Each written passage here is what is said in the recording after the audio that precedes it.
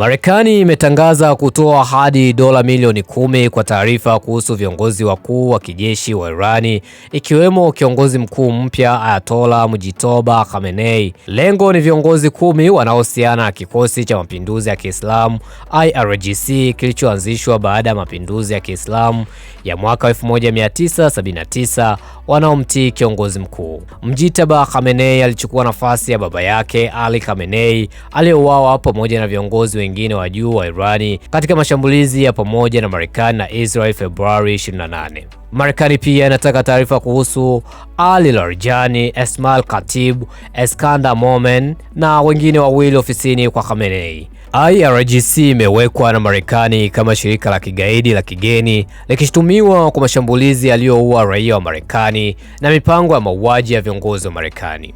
Irani inakanusha madai hayo, ikidai kuwa madai hayo ni ya kisiasa na sio ya msingi. Bana, mtazamo wako ni upo hapo chini, sema comment, dondosha hapo chini, tunasoma anafanya kazi. Mr. Brother, that's my name.